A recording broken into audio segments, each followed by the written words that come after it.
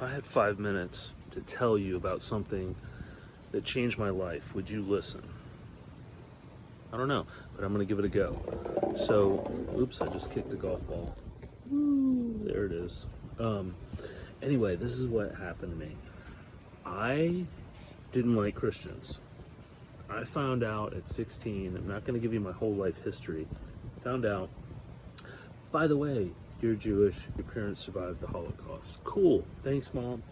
And then I went on this spiritual journey to try to figure out, like, who am I, you know? And I tried Zen, I tried Taoism, I was meditating for hours at a time, and it just wasn't, it felt empty, and it wasn't solving my deep need for something. And I just had this sense that if God was real, I would be able to communicate with him. And I'm going to skip a whole bunch of stuff because I only have 5 minutes and one is already up. I re-encountered a friend from high school in college, and the friend said, "Are you a Christian?" And I said, "No, I'm a Jew." And he goes, "Well, so is Jesus." And I said, and then I just railed into him about all the stuff I had learned about the church and hypocrisy and how awful the church is. And no, I don't have paint on my chin. It just looks that way in the camera. I don't know why it looks like that way, so just ignore that. So I railed into this guy and about the Crusades and the Spanish Inquisition and the church's role in the Holocaust and all kinds of stuff. And Martin Luther, the founder of Protestantism, who was a rabid anti-Semite during his lifetime, and yet his Messiah is Jewish. Like, come on. The people he's reading, it's mostly written by Jews. I mean, the Bible is almost entirely written by Jews. I'm like, how is that? What kind of hypocrisy is this? How can people who profess to follow Jesus be anti-Semites? It makes no sense at all. The ultimate hypocrisy. And so he goes, after I unleashed all my rage on him, he listened, and he goes, "You're right." And I was like, how's this dude a Christian and he's not arguing back with me? He's telling me I'm right. And he goes, "But can I tell you my favorite quote?" And I was like, "Yeah, tell me your favorite quote." And he goes, "You can't judge a philosophy by the abuse of it. You can't judge a philosophy by the abuse of it." And it felt like my eyes were opened at that moment, because I realized I had been doing exactly that. And I didn't know anything but the abuse of it. And so I said, "Well, what do I do?" And he goes, "Well, you need to decide for yourself what you believe about Jesus. You can't listen to what I say or what anyone else has ever told you. You have to decide for yourself what you believe about Jesus." How do I do that? He said, "Read Mere Christianity, read the Gospels." So for the next 3 months, I set out reading that. Read like crazy, studied like crazy, every night studying this stuff. And so after 3 months of intense study, like, I came home one night, lots of stuff I'm leaving out here in this story to make it short and concise, but I'm in my bed one morning reading Mere Christianity, and it says, so based on everything you've read, you have to decide whether you believe Jesus was you have 3 options. He's a liar, and he's evil, and he knows he's lying, and he's claiming all these things that are not true. He's a lunatic, and he doesn't know that he's lying. And I just was like, I got through those 2 options after all I'd studied. I was like, he's the most sane person I've ever read about. He's the most superhuman person I've ever read about. He is the most calm, peaceful, patient, forgiving, sane person I've ever heard of. And so the other option is he was telling the truth, and he's the Lord. And as I read that, I'm over 5 minutes, I believed. It wasn't like I didn't say a prayer, I just believed.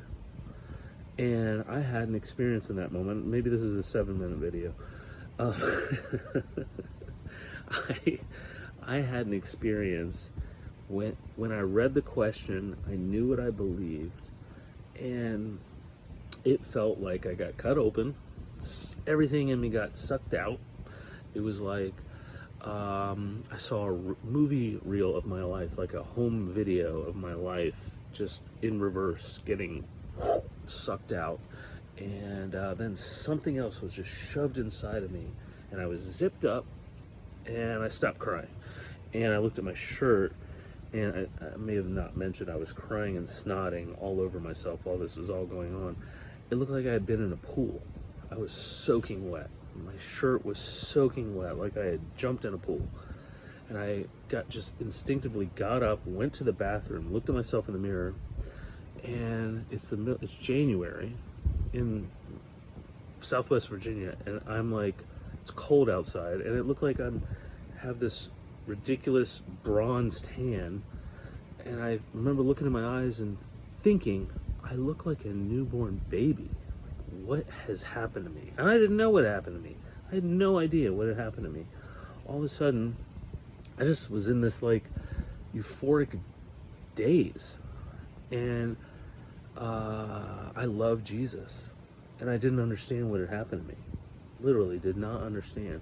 And so I'm in this daze for 3 days, and I have a roommate, and I have to go to work, and I look out the window, and all I want to do, I remember looking out the window, seeing a hill of grass, and I remember thinking, I just want to roll down the hill in the grass. I just want to roll in the grass. That was all I wanted to do. I just want to roll in the grass. Okay, I'm over 7 minutes.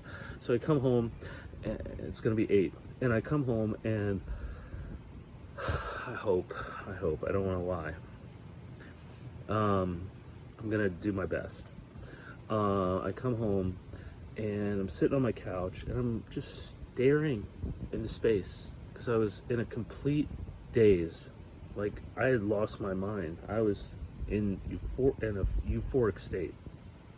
My roommate, who's usually respects my privacy and is like very just respectful of space, and he goes,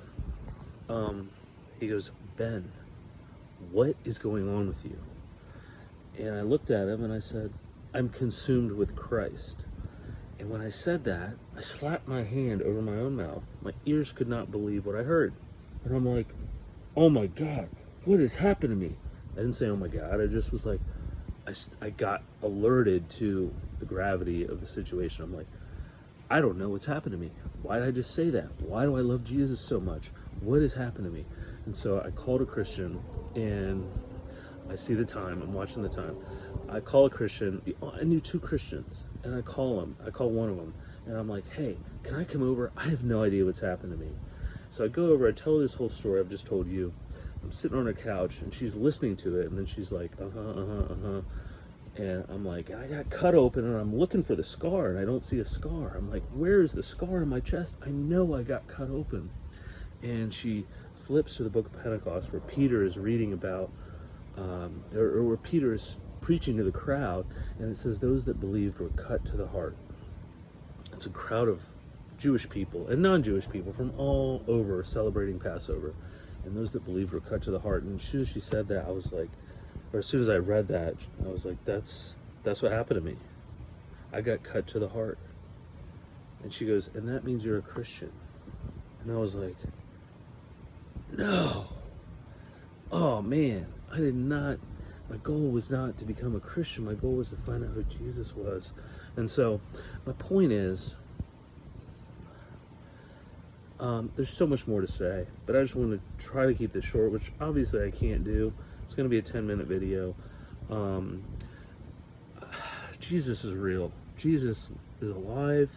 He says, if you seek me with your whole heart, you will find me. He also says, come to me, all who labor and are heavily burdened. If you're carrying a heavy weight, come to me, for I am gentle and lowly in heart, and you will find rest for your soul. You'll find rest for your soul. Who doesn't want that? I wanted that. I read that for the first time at 21 as a college grad, and I'm like, I don't know if this is true, but I want it if it is. I didn't care about church. I didn't care about religion. I thankfully had never been to a church. I had never set foot in a church. But I wanted this promise if it was true, and so I wanted to find out if it was real. That was it. And I found out it is. So that's my point. Over 10 minutes. I'm going to cut this off.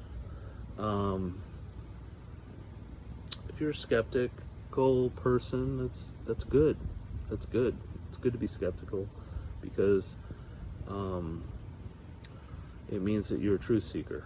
So I just would encourage you, read Mere Christianity, read the Gospels, find out for yourself who Jesus is. Don't listen to what I'm telling you. Find out for yourself. What do you believe? That's what I was told. So, and I'm a different person. His yoke is easy, his burden is light, and you'll find rest for your soul. I found that. And I don't want to convince you to do the same thing. I just say the same thing I was told. Go find out for yourself. All right, have a good night. Thanks, bye.